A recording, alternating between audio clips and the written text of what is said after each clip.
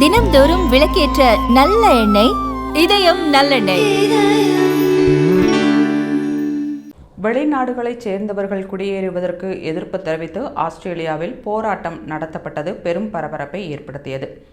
இந்த பரபரப்பு அடங்குவதற்குள் இங்கிலாந்து தலைநகர் லண்டனில் வெளிநாடுகளைச் சேர்ந்தவர்கள் குடியேறுவதற்கு எதிர்ப்பு தெரிவித்து மிகப்பெரிய பேரணி நடத்தப்பட்டது. தீவிர வலதுசாரி ஆர்வலர் டாமி ராபின்சன் ஏற்பாடு செய்த லண்டன் பேரணியில் 1,00,000க்கும் மேற்பட்ட மக்கள் கலந்து கொண்டனர். இந்த பேரணியில் கலந்து கொண்டவர்களுக்கும் போலீசாருக்கும் இடையே மோதல் ஏற்பட்டது. இந்த மோதலில் 26 போலீசாருக்கு காயம் ஏற்பட்டது. இதனையடுத்து 25 பேரை போலீசார் கைது செய்தனர். இந்நிலையில் லண்டன் பேரணிக்கு எலான் மஸ்க் ஆதரவு தெரிவித்துள்ளார். இது குறித்து பேசிய எலான் மஸ்க், வாக்காளர்களை இறக்குமதி செய்கிறார்கள். தங்கள் நாட்டில் உள்ளவர்கள் தங்களுக்கு வாக்களிக்க மாட்டார்கள் என்று தெரிந்தவுடன் மற்ற நாடுகளில் இருந்து மக்களை இறக்குமதி செய்து தங்களுக்கு வாக்களிக்க செய்வார்கள்.